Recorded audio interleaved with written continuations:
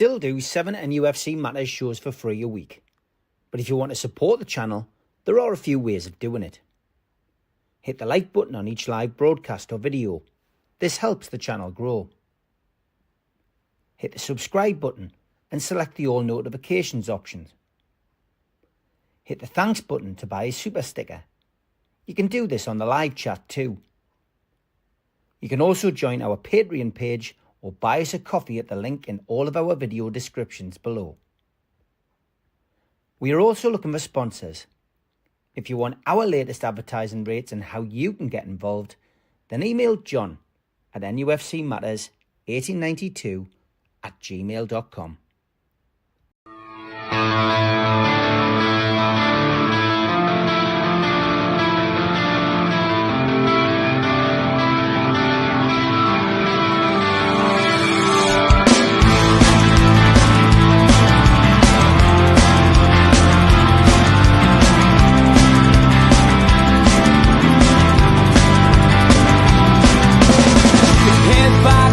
Critics attack. It feels like I've been talking to myself again.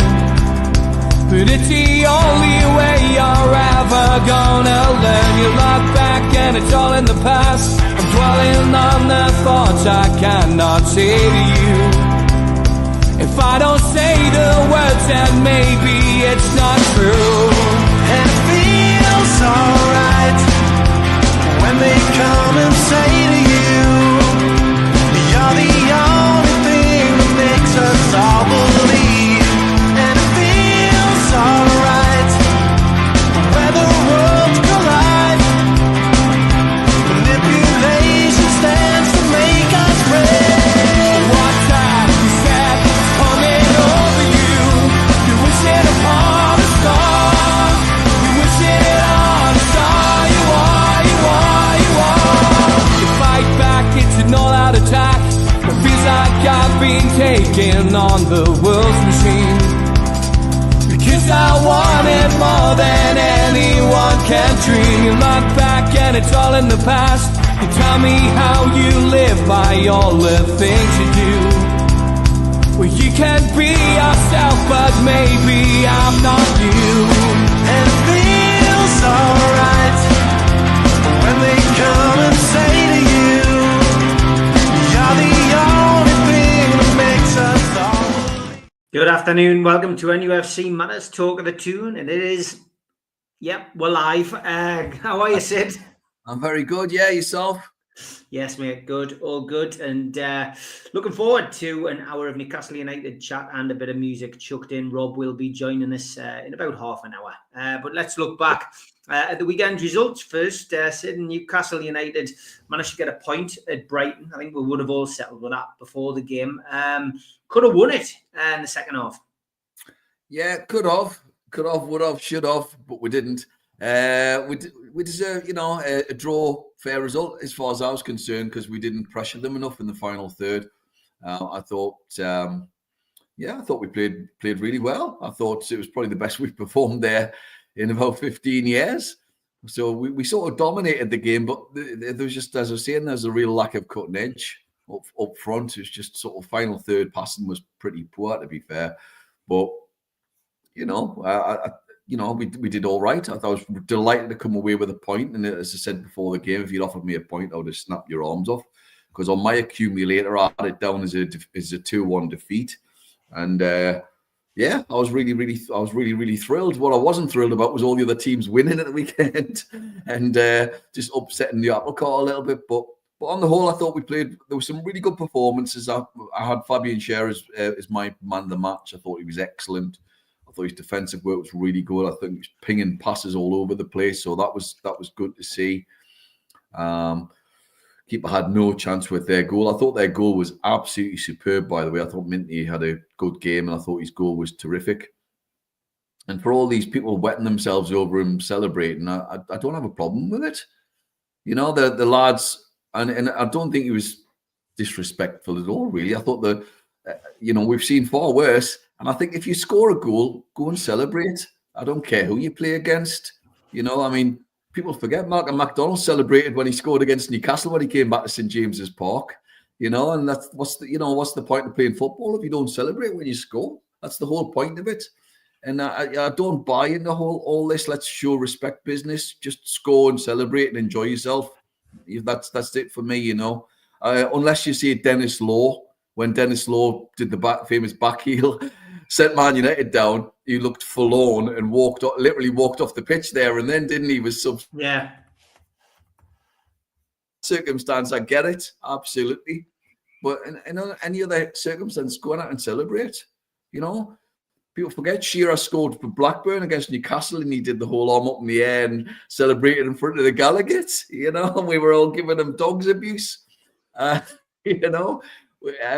that's that's the nature of the game.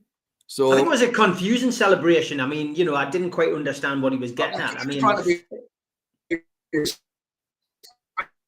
by the looks of it, and then he sort of he's been fine about it. I don't understand some of the grief he got. I know there's a lot of appalling comments online with regards to him, so hope they get dealt with. But generally, I thought he scored a great goal. You just have to hold your hands up, and he's absolutely lightning. And it's unfortunate that we've lost a prospect like that, but that's the way things are, unfortunately, at the moment. But and he had us down that side for a bit. I thought he looked great. But on the whole, I thought we obviously deserved the goal. I thought Gordon came on and really changed the game. I thought Barnes had a good game. I thought Barnes was actually very, very good. In fact, what was noticeable is the first time I think I've seen him look really good on the right when he came on. And as my bear. As I said, that I get miffed the fact that he comes on and Gordon immediately gets the left-hand side, but Barnes actually played really well on the right-hand side. Murphy had a terrible game, and I'm a big Jacob Murphy advocate, as you know, but I thought he had a terrible game. And so maybe for next game you might start pair of them. You might start the pair of them and bring Murphy on at some point. I thought they looked really, really good. The referee got the calls right. I thought it was definitely not a penalty in terms of the Gordon one with the tackle. Although you could argue it sort of continued on into the box. Like last night, I don't know if people watched the Barcelona game, which was sensational, by the way. What a semi-final that was. And the lad, is it Lamal? What a player he is. He's incredible. He's probably the best player in the world already, and he's 17. But he got the ball and he was on the edge of the box and he got tackled, but it went on into the box and the tackle was still continuing. So there's an argument that it was still a penalty. And I know Shearer said it last night as well. And I thought the Willock, well, let's be honest, it wasn't a tackle, was it? He just went over. I thought that was really poor, really, really poor, because he could have probably got a penalty out of it anyway. Yeah. If he'd stood up for a second longer, he would have got tackled. So I thought that was really poor. And for me, he's playing for his future. And I like him very, very much. But I think he's playing for his future in terms of whether he's here next year or not, or whether they stick him on the transfer list, which would be a real shame. And also, of course, people got to remember he's Isak's best friend as well, by the looks of it at the club there. A bit like Bruno and Joe Linton, they seem to have that sort of relationship where they get on very, very well. They seem to be very close friends. But midfield was terrible. I thought all three of them were poor. Even Tonali, who's the best midfielder I've seen in my 40-plus years of going to the match, he had a poor game. I didn't think any of them came out sort of shining. I thought all three of them were pretty poor. And that's maybe something we'll discuss later on regarding Chelsea, So it was a game of domination. We dominated the statistics, but we didn't do enough with the ball in the final third. And my real gripe is our lack of shooting. Just shoot. Get on the edge of the box and have a shot. What have we got to miss? If the keeper saves it, great. You might get a goal. You might get a deflection. There's too much.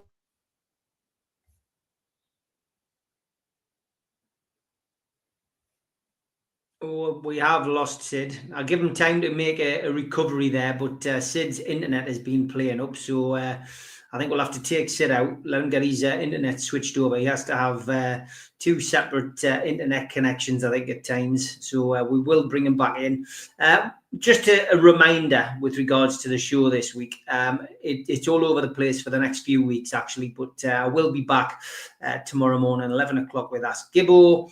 And then on Thursday, the Amigos is a pre-record. We're going to do Ask George on Saturday morning. That's going to be at 9 o'clock. And then on Sunday, with the match being on Sunday, the professionals will be at 9 o'clock as well. I think Sid sorted his internet out, so we'll bring him back in. Yes, internet's playing up a little bit. Sid, Yes, I'm not sure. I've got a few different connections here, and I'm not sure which one it's on. So hopefully it's all right. But I was just harping on about our lack of shooting. And we've got to shoot more often. Just have a go. What you got to lose? Just have a go.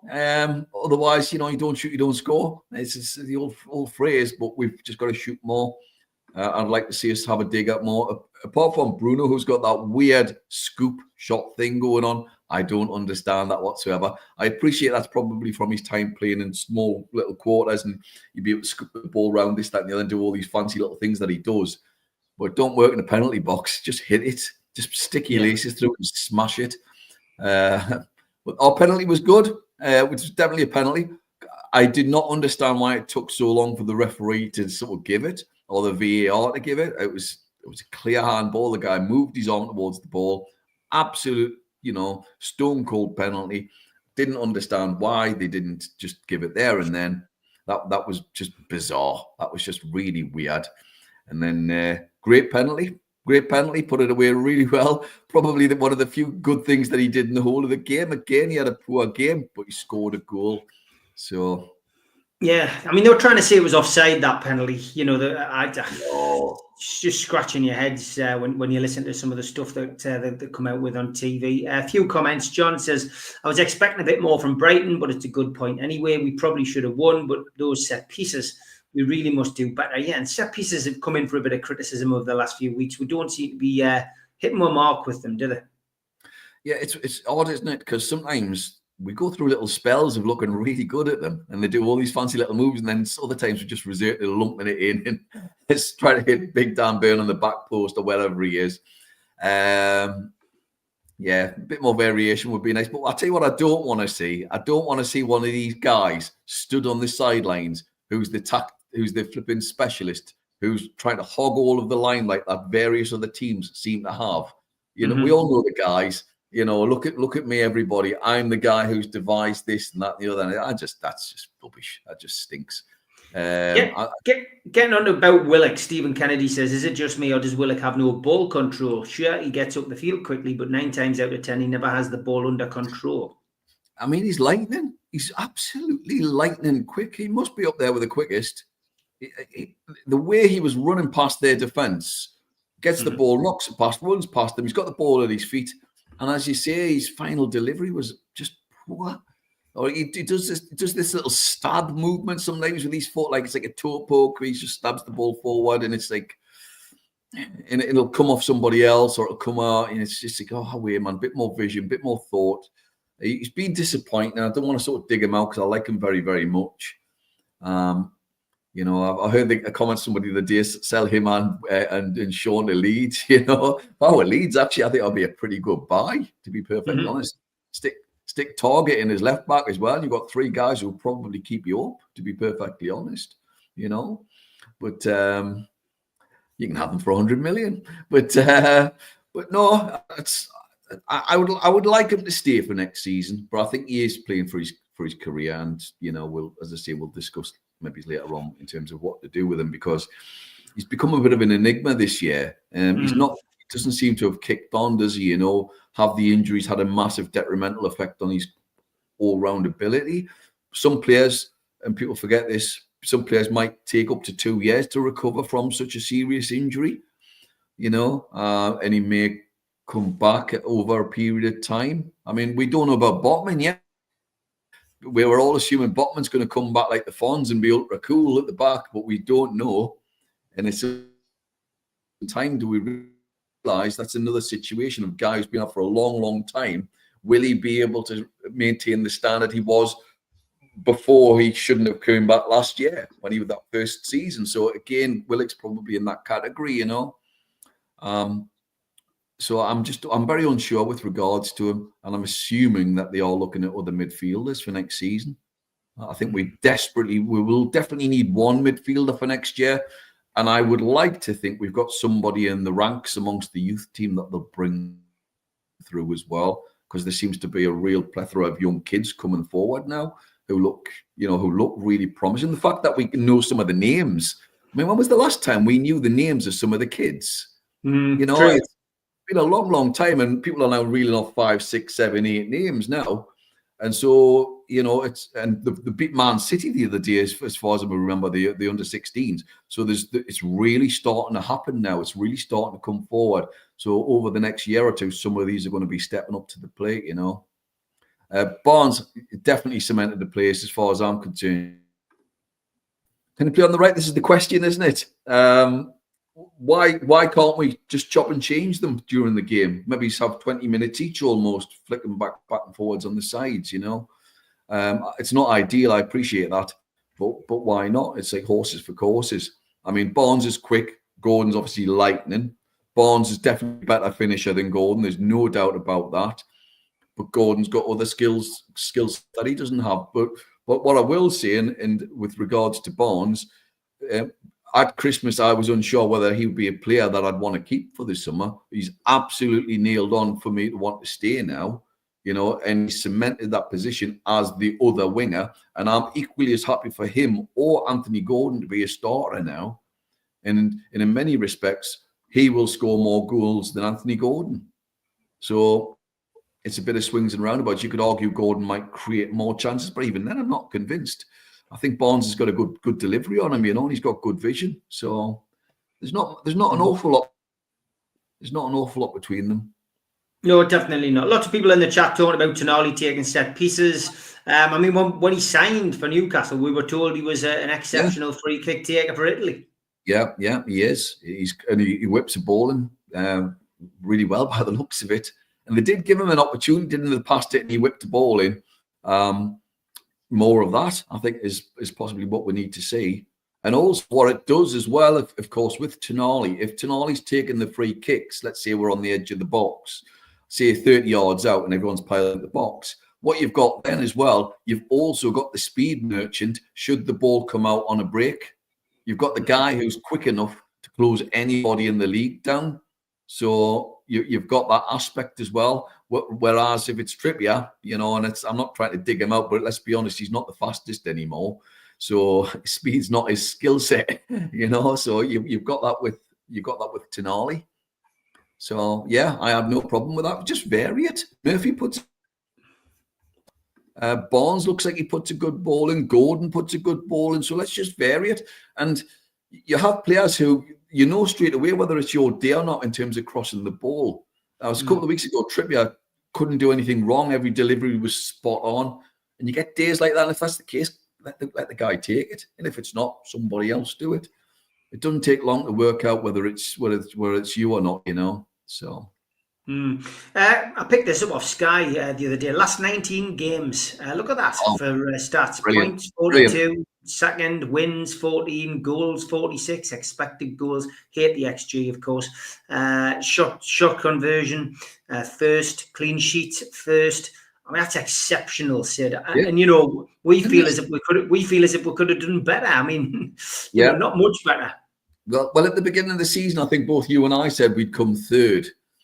And I don't, despite the fact that Sky had us down as 9th, Jamie Redknapp had us down as 9th. He had Spurs and Man United doing way better than us. But it was third for me, and I didn't think that was unrealistic.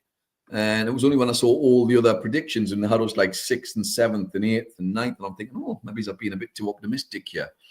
But I had us down as that. I had Man City winning the title as well, to be fair. Nobody had Liverpool winning the title, you know, and well done to them, you know, that's fair dues. And I had us win. I was delighted. Knew you had the FA Cup, equally as brilliant. I think the form is there. I keep saying I think we're 4 first team players away from challenging for the title. That's providing one of them's an attacker who's going to bang in 15, 20 goals a season as a backup or replacement for Isak. I don't think we're a million miles away. I look at the Liverpool squad. The squad is definitely better than ours, but the first team 11's not. And Arsenal's first team 11 is not better than ours. And again, their squad is better, I would suggest. I think Villa's squad is definitely better, but their first team 11, I don't know what were recently, but I don't feel that it's any better. And I certainly don't think they've got any world-class players. Yeah. Whereas if you look at Arsenal, have Arsenal got a world-class player? I'm not sure they have, actually. Maybe the lad on the wing. Yeah, maybe. And then Liverpool, you could still argue that Salah, obviously, sorry, I forgot Salah. I don't think Van Dijk's world class anymore, but certainly Salah and maybe Szoboszlai, I think, is a very, very good player. So Liverpool might have a couple. We've got two.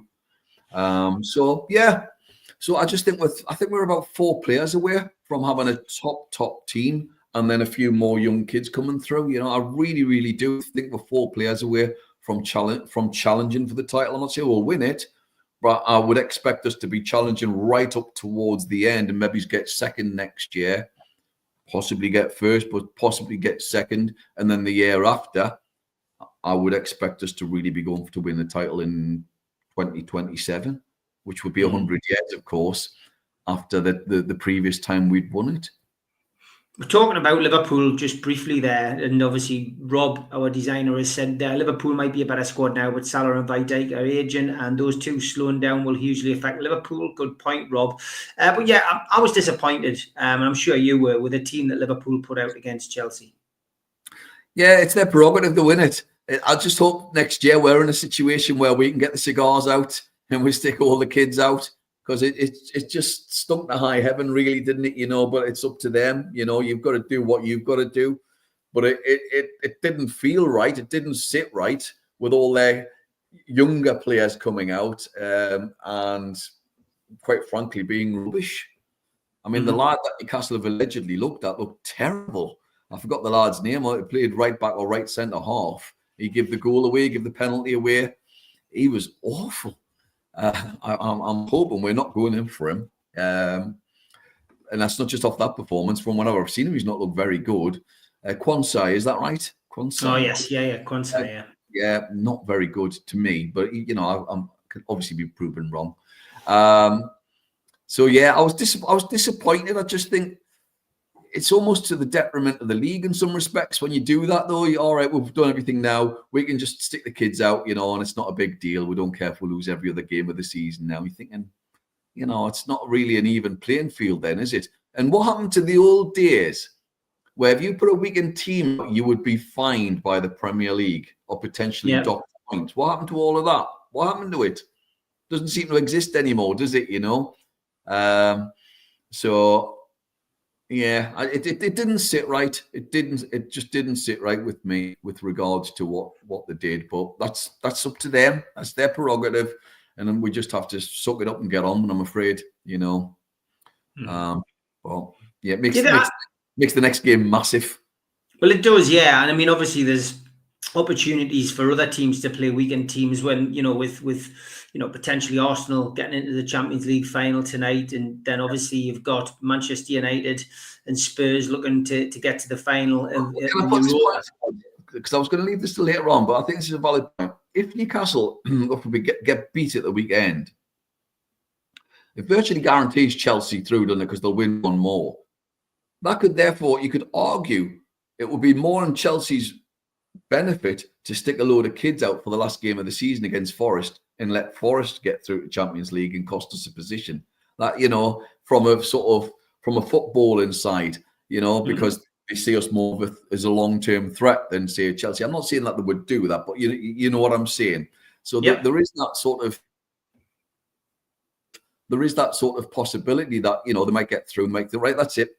Flip-flops out now and just sort of, let's just stick some of the kids out now for the end of the game of season. We don't want to get people get injured and all the rest of it. Yeah. But that's a worry. That's why I think Sunday is so vital. Yeah, it's a cup final. It is a cup final. So yeah, a And worrying one. hopefully, Alexander Isak will be firing on all cylinders. A lot of people, saying he should have been rested. We can't rest him. We haven't had a fully fit Callum Wilson to rely on. Although he does look as if he's getting back to his more dangerous best after I thought that. he looked good when he came on, and he had a good shot, and it was deflected over. He looked pretty quick to me. Yeah. I thought he looked. I think he's getting a lot of unduly harsh criticism. Eddie Howe's not just going to play him because he's picked him for all his career. I don't think he's that sort of manager. I think he's probably. You don't become a manager well, you might do, but in his case, I think he's got a ruthless streak, and I don't think he'd play him if he felt he wasn't going to do the job. Yeah, and the bottom line is there's nobody cooler, and nobody cooler than him when there's a penalty needed, and he's managed to now score against every team in the Premier League, which is quite a unique record. There's his record there. The Brighton goal the Brighton game was the only team that he hadn't scored against. So currently, as the Premiership stands, he has managed to score against every single team there. So, and if you look at it there's some impressive scalps in terms of he's banged. He should have had 4 against Liverpool, as we know he was robbed in one of them. But he's tucking it away against everybody, isn't he? But I mean, 3 against Villa's pretty impressive. 3 against Liverpool. I would say 6 against Spurs, but that's pretty normal for most teams these days. 3 against Chelsea. Yeah. He's world class. He's generally world class footballer. I'm not convinced he's 100% fit at the moment. That's the problem. But he was tracking back the other day, and he played full 90 minutes. So maybe he's just getting through that point of and become a little bit more fit again. I don't know. Yeah, he's still got that little groin injury. For the first time, Eddie Howe finally confirmed that he has been playing with an issue at the press conference last Friday. So I didn't see that. So there we go. World-class players do attract other world-class or better players, of course. And thank you, Denise, for finding this. This was Alexander Isak sitting having some food with Joe Willett. Sid actually mentioned it earlier on. And there you go. It's interesting to see Anthony Alanga commenting, saying, "Where's my invite, bro?" And he's a good player. I rate him. I was some people going, "Oh, he's not great against the low, blah, blah, blah, blah." But it's horses for courses, isn't it? And I rate him. And of course, he plays with him for Sweden, don't they? Yeah. So exactly. Yeah, I would not be upset. I would not be upset with getting Alanga as the other right winger. I really wouldn't be. He's lightning. So. And I know you can read nothing into those kind of things, but it was certainly worth capturing. Thanks, Denise, for that. Ron Calvert says, surely a Sula on the right's worth a punt at some point. He's as fast as Gordon, apparently, and that means he's rapid, and he can also shoot. Yeah. And he's a real enigma, isn't he? Yeah, yes, but real enigma. Give him time. Give him time. And people are saying he's not that young, blah blah blah. Yeah, but he's got to get Eddie Howe ready. That's what we've described it as, and Eddie will get him fit and know where to play him. I think, in a funny sort of way, he might be young in terms of football, though, because if you look at players like Ian Wright and Les Ferdinand was another one. They both started at a different level, and then Jamie Vardy. They became top players slightly later on in life because of what they'd done pre. Yeah, exactly. Okay, we'll go to a quick break because Sid's internet is in and out again. We'll have a quick ad break. We'll be back after this. Big thanks to all our sponsors. Skips and Bins. Say hello to low-cost waste disposal with pay-as-you-go and contract waste management. Their website, skipsandbins.com. Contact them, www.skipsandbins.com/contact. Big thanks to Mr. Vicky's Sauces, handmade in Cumbria. Their website, mrvickies.co.uk. Email info@mrvickies.co.uk. Telephone 01768 210 102. Thanks to our fanzine sponsor, United Group Travel, UK Coach Holidays. There are no strangers on our tours, just friends you haven't met yet. 2 crew, driver and courier, local family company, 3-star plus quality hotels, no interchanges. Hot and cold snacks and drinks available on the coach. All excursions included. Their website, www.unitedgrouptravel.com. Email beverly.ugtl@gmail.com. Telephone 01670 632 460 or mobile 0791 666 4174. A big thanks to Media Arts for all the technical side of things. And if you want to listen to us as a podcast, you can find us on Sport Social Podcast Network. We're also available on iTunes, Spotify, and other podcast providers. If you want to support the channel, then hit the subscribe button. We still do 7 shows a week. Hit the like button, which is the thumb underneath this video, and click share to your social media. You could also take out a monthly membership or an annual membership at nufcmatterspodcast.co.uk. For the lifetime membership, you can pay £25 and get a pen, a beer mat, a fridge magnet, a badge and a keyring and your membership card and entry into the monthly draw.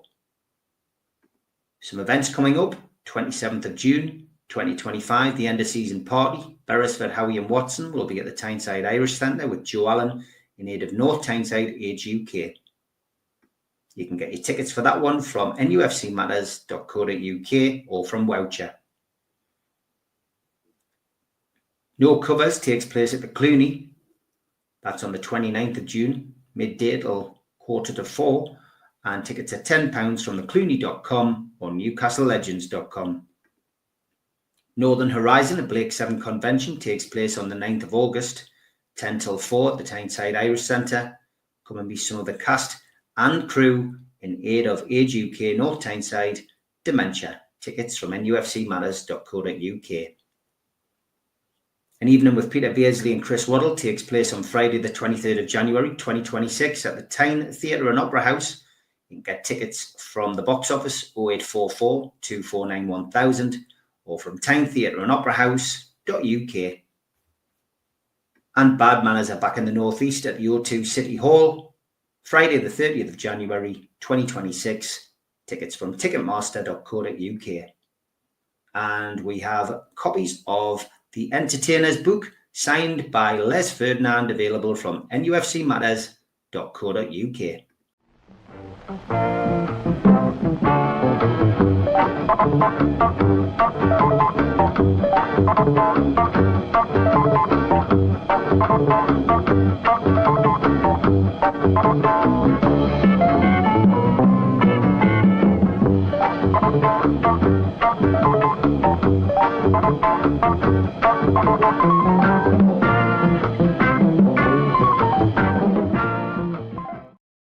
And it's good afternoon and welcome back to Rock and Rob. How are you?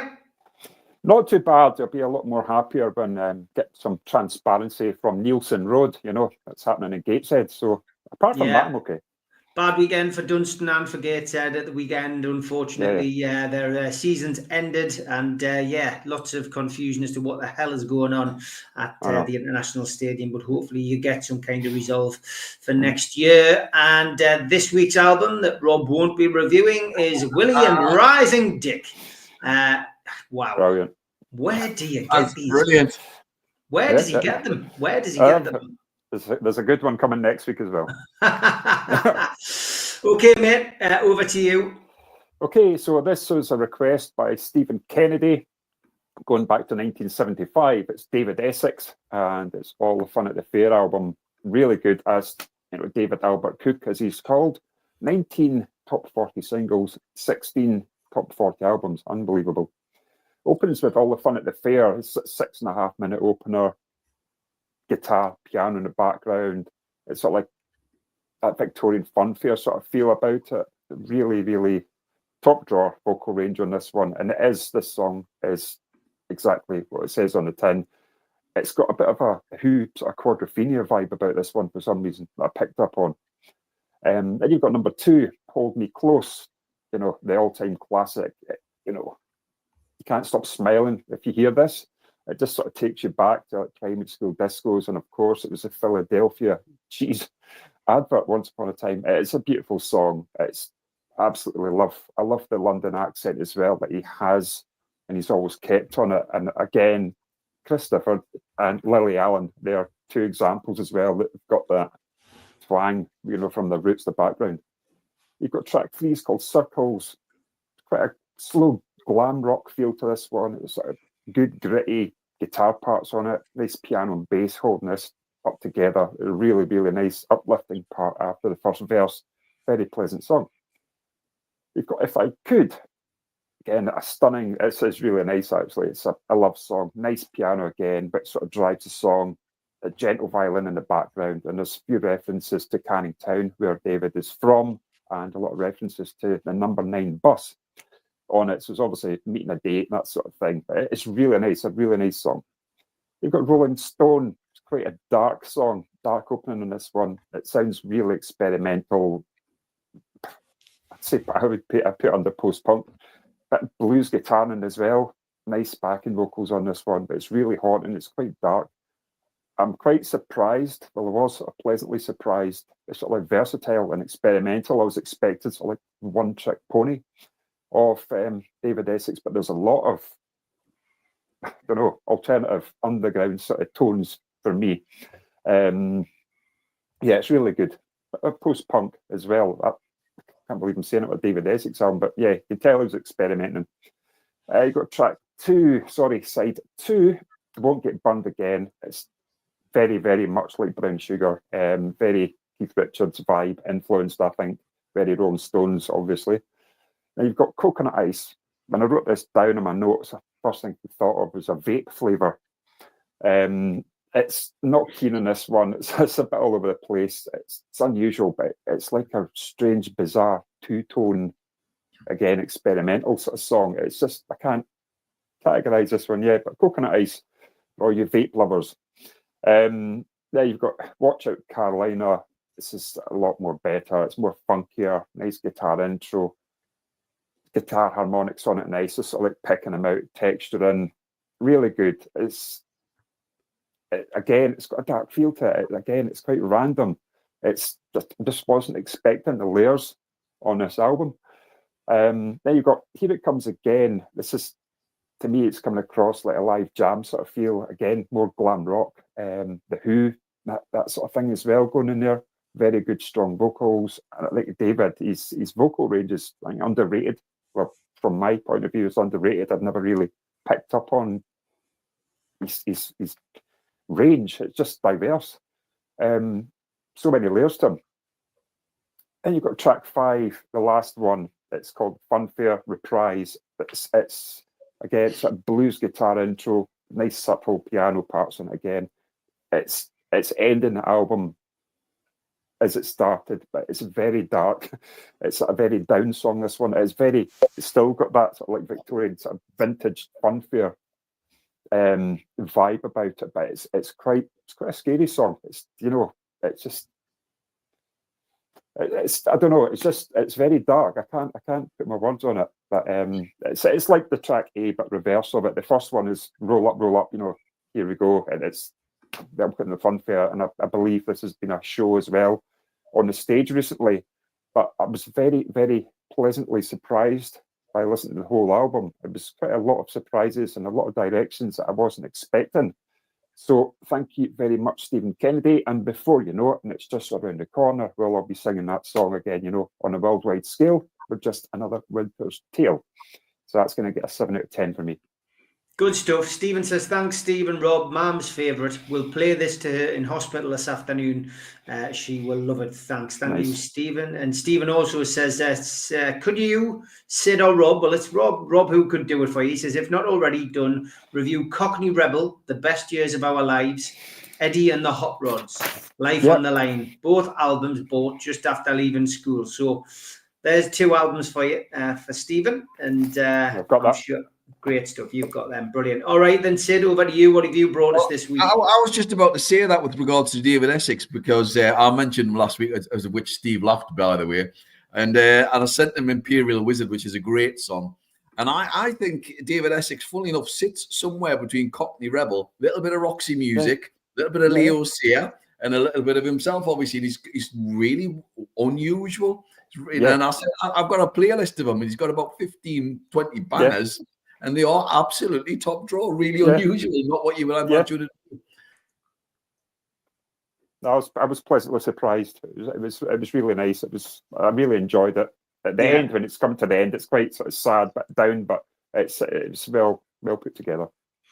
Yeah, I mean, while Sid sorts his internet out again, I agree. I mean, listen, I've listened to quite a few of his songs since I listened to the album, and yeah, he has got a few bangers. He's also a pretty good actor. I did a film with him a few, probably a few years ago now, and yeah, he's taken up acting as well. But Sid, you seem to be back in the room, so we'll go to your album now.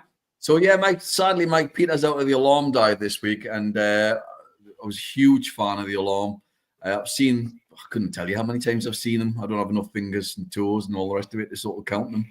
But and also one of the very first bands that I ever saw. So I was a huge, huge fan. I think I've got a photograph with me and Mike somewhere on the system there with which I sent to Steve. But so I've gone with the album Declaration because it was an album that dominated my sort of early teenage years.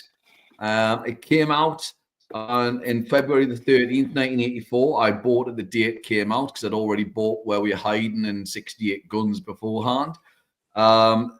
I just thought they were an absolutely sense. For about 2 years, I thought they were, or 2 to 3 years, I thought they were just incredible. The first two albums I just thought were great. They were almost, for me, like the Welsh folk version of The Clash. I just thought they were superb. You got Mike Peters on vocals and guitar. You had Eddie MacDonald on bass, sometimes guitar and vocals. Dave Sharp on guitar and vocals, and then Nigel Twist on drums. So when you went to see them live, they'd all swap instruments sometimes as well, which was really quite impressive. It was a bit like watching The Band, where they'd all have different singers. But honestly, they'd come out to the opening track, and with Declaration, with the smoke flying high, they'd have the guitars up in the air, holding the guitars up in the air. And there'd be opening lines of Declaration. He'd be doing this sort of chant, as it were. And honestly, it was mesmeric, I think is the phrase I would use, seeing them. I mean, the Mayfair gig will stick with me for the rest of my life. It was just a remarkable show. And so you've got that's the sort of Declaration. It starts it. If you look at the cover, it's almost got this sort of cowboy image to it. And this album is an album which is sort of, yes, it's a bit punky, bit new wavy, bit almost got a cowboy feel to it as well, like a Bruce Springsteen Born to Run feel as well in bits. So you've got that. It then comes on to Marching On, which is like a powerful rallying call. Again, I think the Clash would have been proud to have written it. It's a great tune. Where We Are Hiding When the Storm Broke is just magnificent. And it's got that Celtic big country guitar sound. And you've got, like, at the time, I would say you had 4, maybe 5 big Celtic type bands. You'd have U2, you'd have Big Country, you had Simple Minds, you had The Alarm, and the Waterboys, let's say, as well. And so you had those bands, and you tended to be into 2 or 3 of them, and it was almost quite. There was almost like a sort of clique. You had to like 1 or 2 of them, but you couldn't like a couple of the others. And it was very much that way. And The Alarm and U2 were my big ones, along with the Waterboys. Although I did like Big Country to a point, and not Simple Minds. Ironically, I absolutely love Simple Minds now, but there you have it. Anyway, Where We Are Hiding, just brilliant. It's got that big country guitar sound. The harmonica goes with it perfectly as well. It's an absolute stomper. We've then got Third Light, about World War One. Eddie MacDonald sang it, and live it was brilliant, and about an unnamed soldier. It's very moving lyrics. The lyrics are fantastic in it. We Are the Light, Mike Peters, very folk, very sort of cowboy, beautiful big chorus. Shout to the Devil is where Nigel, that's the one. Nigel Twist stands out on the drums. He's brilliant on it. Really, that was always a real showpiece live. His drumming was always quite impressive, actually. He always used this like the electronic 80s kit as well, which was odd, but worked well. We've then got Blaze of Glory, which just sensational. I used to go and watch it with my good friend who sadly passed, Sean Sweeney, and me and Sean, and we'd be singing this, belting out Blaze of Glory out there.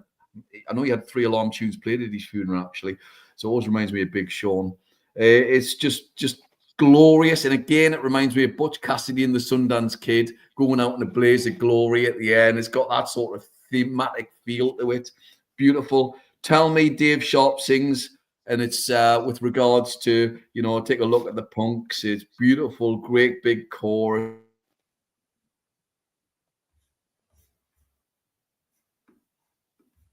We've lost it again. Lost connection. Yeah, it's funny, Steve. He was just saying. He was just saying about different varieties of Simple Minds, that sort of thing. But every goth I know, massive Alarm fans, and I think it is what Sid's saying. It's quite like tribal as well. Yeah, like New Model Army, tribal. That side of it, I think. Yeah. Yep. Sorry, lads, I got the Deceiver there, didn't I? Which I think is an underappreciated single. It's just brilliant, beautifully constructed song, absolutely perfect pop song. The Stand, which is just a snippet, in my opinion, they should have had the full song on because it was on a previous EP, and it's a brilliant song. It was a real standout song live, The Stand. Sort of did it the whole career, The Stand. And then it finishes with Howling Wind, which is like a drive and rhythm. And again, a big, big chorus. Yeah. Oh, what an album this is! I can't not give it 5 stars because it's such a big part of my childhood, my youth, my teenage years, if you like. It would always be that in strength. I just continuously played those albums. I mean, I remember seeing them at the City Hall once, and they were during the middle of doing 68 Guns, which was the big sort of anthemic one, of course. I think I might have missed that out. I have. And during the quiet bit and 68 Guns, and then it rose up again. And somebody jumped from the balcony onto the stage at the City Hall. Well, I thought he broke his leg. But it was just one of those things that just stands out like in memory. Go, wow, what a nut job. It was, they were great live. And Mike Peters, they say, never meet your heroes. One of the nicest men I've ever met. I've spoken to him for 10 minutes or so. He was so lovely. Didn't have, he would have given you all the time of the world. He was just a lovely, lovely man. And he continued writing albums again. Later on, he reformed his version of the band. And there's a compilation, I forgot what they call it now, maybe 21 or something. And that's brilliant. There's about 15 great tracks on from the latter part of the career. Certainly worth checking. So there we go. The Alarm, special band for me. Declaration, brilliant, brilliant album. And of course, if you look at the hair there, we all went there with the biggest haircuts in the world and probably damaged the ozone layer by the looks of it. Yeah. And what film have you brought us in? I thought I'd cheer the mood up a little bit, and I've gone with Young Frankenstein, which I think is one of the greatest films ever made. I'm going to read some of my notes here. It was in the middle of Blazing Saddles, which again is just immense film, I have to say. Gene Wilder and Brooks in the Antelope Valley. Gene Wilder and I were having a cup of coffee, and he said, "I have this idea. There could be another Frankenstein." I said, "Not another. We've had the son of, the cousin of, the brother-in-law. We don't need another Frankenstein." He said his idea was very simple. What if the grandson of Dr. Frankenstein wanted nothing to do with the family whatsoever, and he was ashamed of all those wackos? Put them together during performance of Blazing Saddles. So they actually wrote this during Blazing Saddles. We lost him again. Script, only 2 million budget. Yeah, we'll take him out. I mean, it's not a film I've seen, so I can't even talk about the film. Whilst Sid again is sorting his internet out, I will give you a rundown on my albums that I've listened to over the course of the last 7 days. Interesting bands that have been suggested this week. Hung Like Hanratty, the album Human Pig. My God, this channel would be shut down if I mentioned half the songs on this album. Yeah. Jimmy Savile's Ghost is the opening track, which is absolutely hilarious. To be honest, Scrap Metal is a really good song. I like it. A very quick song is exactly that.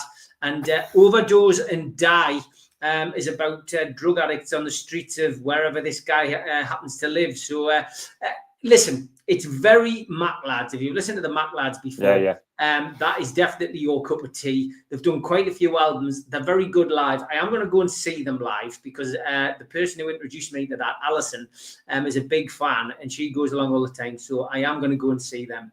She also introduced me to Rancid. Never listened to this at all. It's never appealed. It was another band that's done multiple albums and another punk band. 3 good tracks on here. Don't Make Me Do It, Eddie the Butcher, and When the Smoke Clears, which I thought was quite apt with the conclave now being in full flow. And it was VE Day this week, of course. So I had to have a bit of Vera Lynn. I don't ever listen to a Vera Lynn album all the way through. No offense, Pet. I don't think I'll be doing it again. But as times go by, it had to be you and Be Like the Kettle and Sing. Now, I did like that. A flashback to more simple times. Definitely my album of the week was a toss-up between these three, Patti Smith and Horses. Didn't know what to expect from this. I absolutely loved it. Really, really good album. Gloria, Free Money, and Break It Up. But if I'm being perfectly honest, I could have picked any song off that album. I really, really like that. A new release made it into me listening this week, and it's Andrew Cushion. Love Is For Everyone, a Geordie lad who has been on NUFC Matters in the past. Honestly, not a bad track on the album either. Top 3 tracks on here, but it would vary, I think, after another listen or another listen or another listen, which I'll certainly be doing. Catch the Sun is a really great track.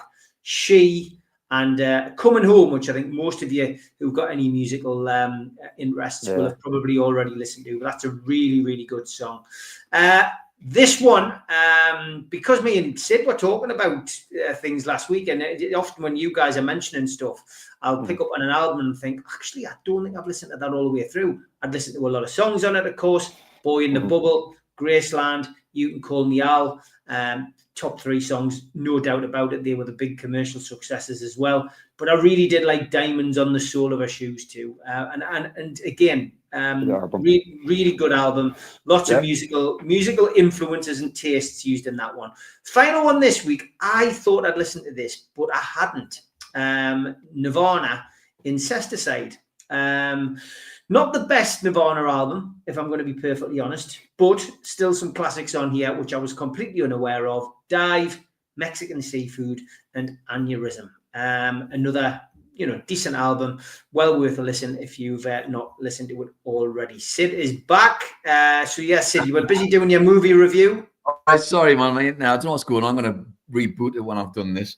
I was during the middle of Young Frankenstein. That £2 million. They did it in black and white. I'll whiz through this. And they used the original lab from the original 1931 film. We'll get to Frau Brooker in a second. And the cast is absolutely stellar. Gene Wilder's Victor Frankenstein, Madeleine Kahn and his girlfriend. I love Madeleine Kahn. She's just hilarious. Terry Garr plays a character called Inga, but in real life, Gene Wilder started going out with her. She's beautiful in it. Peter Boyle is the creature. Marty Feldman is just superb as Igor, and he has this moving hump. And the key line is, where was the hump on that? Surely goes, what hump? It's this massive hump. It's just brilliant. And he's got a famous line. He goes, walk this way. Now, I didn't realize that Aerosmith was so influenced by that line that they wrote the song Walk This Way from that film, which is very impressive. Like, it's just obviously a film based on Victor Frankenstein, the grandson. There's nothing to do with the family. And then, of course, he ends up creating a creature. What's the film? But it's just genuinely very funny. And the creature, when you watch the scene of him and the creature singing, putting on the Ritz, I think it's possibly the funniest moment in film. It's just brilliant. The film is nuts. There's loads of one-liners. And I think I've mentioned it once before when I was talking about Frankenstein. I haven't talked Frankenstein in the past.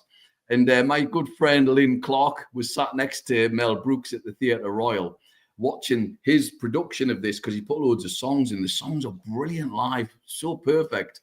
And she said he wouldn't shut up.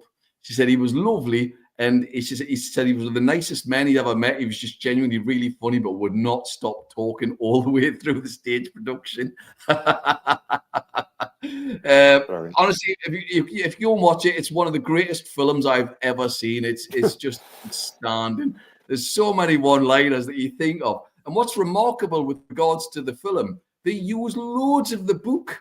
There's loads of lines from the book that are actually in the film. And there's so many scene-stealing moments. I mean, Gene Hackman, he plays the blind man. Most of that was just made up on the spot. And it's really, really funny. Hackman did it for free.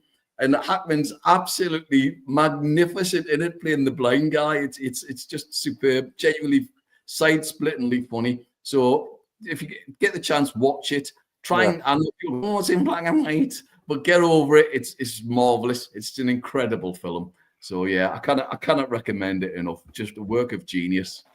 And we were at the same gig last week.